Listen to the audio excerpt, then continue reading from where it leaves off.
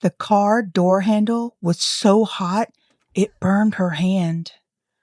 December 29th, 1980, State Road 1485, just outside Dayton, Texas. Betty Cash was driving. Her best friend Vicky sat beside her, and Vicky's 7-year-old grandson Colby was in the back. They saw a light up ahead. Betty thought it was an airplane, but it didn't move like an airplane. It hovered. It pulsed. It got brighter. When Betty pulled over and stepped out of the car, she saw what was making that light. A massive diamond-shaped object, dull metallic silver, bigger than a water tower, flames shooting out of the bottom, and the heat was so intense she could feel it burning her skin from the road. Then the helicopters came. Not one, not two, 23 CH-47 Chinooks, military, appearing out of nowhere, in formation, surrounding the object like they were escorting it. Within hours, all three of them were violently sick, nausea, vomiting, burning sensations across their entire bodies. Betty was hospitalized as a burn victim. No visible wounds, just the symptoms of radiation exposure. The government said they had no aircraft in the area that night. No helicopters, no acknowledgement, nothing. They were never there. Hey y'all, it's Kaylin, and welcome to Tales from the Thicket. Okay, so I covered this case once before, but I went back through the Air Force transcripts, the hospital records, the court documents, and what I found is stronger than what I told you the first time. This is the Cash-Landrum UFO case file revisited. Betty Cash was 51. Vicky Landrum was 57. Vicky's grandson Colby was 7 in the back seat. They were heading home from dinner on State Road 1485, a 2-lane blacktop cutting through dense piney woods, around 9 o'clock. Dark, quiet. And then Betty noticed a light. At first, Betty figured it was an airplane coming in to land at Houston Intercontinental. They were kind of close to the flight path. That made sense. But it didn't move like an airplane. The light intensified, fast, too fast for an airplane. Betty slowed down, pulled over, and stopped. She got out, and that's when she saw it. That same diamond-shaped object, now ringed with blue lights, hovering maybe 300 feet up, flames shooting downward in a cone. The heat so intense, Betty could feel it on her skin from the edge of the road. Vicky shouted at her to get back into the car. Colby was terrified, crying in the back seat. Vicky held him, told him it was okay. She told him it was Jesus and that Jesus wouldn't hurt them. And at that moment, she kind of believed it was the end of the world. But Betty couldn't move. She stood there, mesmerized, watching the flames pulse. Every time they shot downward, the object dipped lower towards the road. When they flared again, it rose, like it was breathing fire to stay aloft. The heat was not subtle. When Betty finally grabbed the door handle to get back in, it burned her hand. She had to wrap her coat around it. When Vicky touched the dashboard, her hand pressed into softened vinyl and left an actual handprint melted into the dashboard. Then the helicopters came.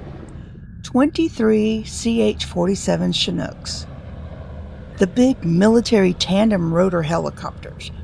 They appeared out of nowhere in tight formation, completely surrounding the object. Betty said she could see United States Air Force markings on them. She counted them, 23. And before we go any further, remember that number, 23, because 45 years later, nobody has ever explained where those helicopters came from. The object rose, the helicopters followed, and within minutes, gone. The light, the flames, the sound of rotors, all of it. Left behind, 3 traumatized people on a dark road, the smell of burning metal, and something none of them could explain. Within hours, all 3 of them were sick. Nausea, vomiting, burning sensations in their eyes, skin that felt like a very bad sunburn, weakness. Over the following days, large painful blisters, hair loss, patches of skin coming off. When they finally got Betty to the emergency room on January 3rd, 5 days after the encounter, she couldn't walk. She was admitted immediately. The doctors started treating her for burns. Then they reconsidered and started treating her for radiation sickness instead. 12 days, then another 15. She was never the same.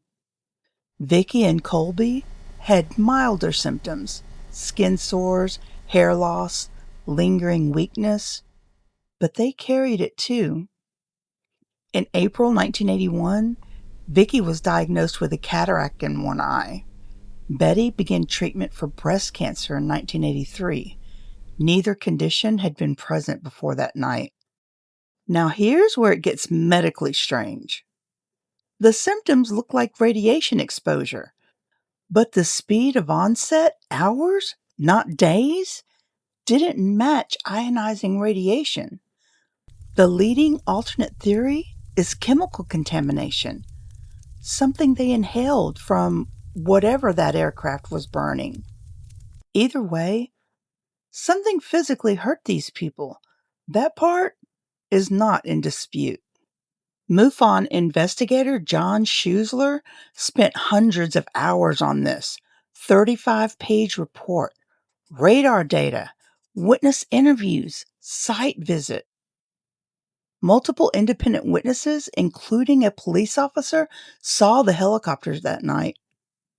Hang on, I have to stop for a second. Okay, quick digress. CH-47 Chinooks have 2 sets of rotor blades, tandem rotors, one in front, one in back.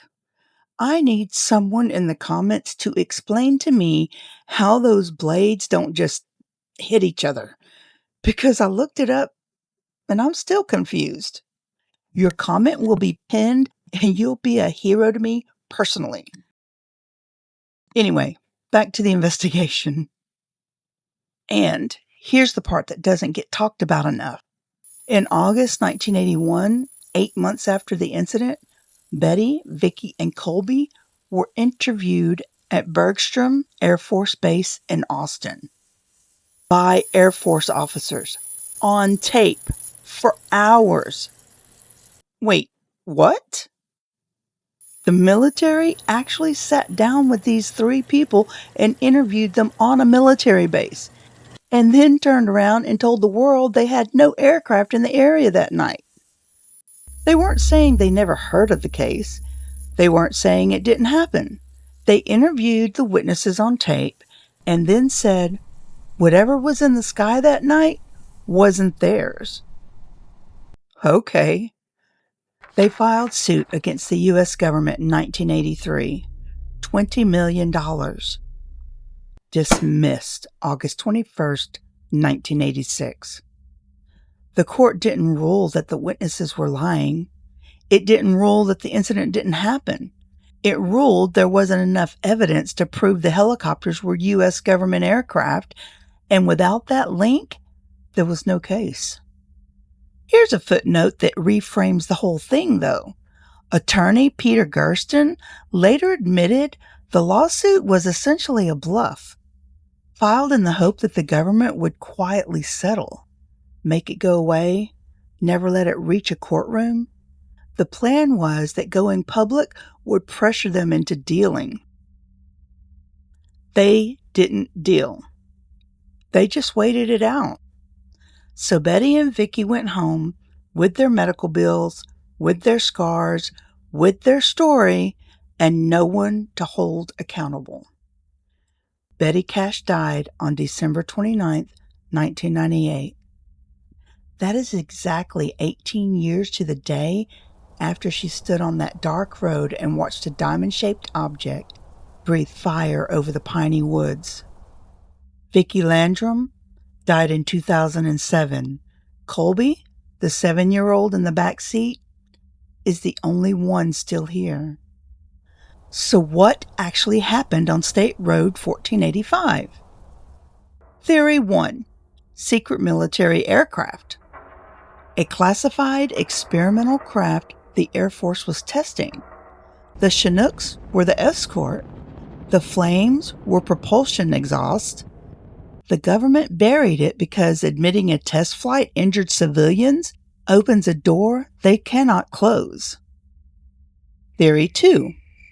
It was exactly what it looked like, an unidentified craft, not ours. Military helicopters scrambled to intercept it, and whoever gave that order buried the record. The problem is, if the helicopters were scrambled, there should be flight logs, radio transcripts, pilots who talked. In 40-plus years, not one pilot has come forward. Theory 3. It was mundane. Mistaken aircraft, industrial equipment, psychosomatic symptoms.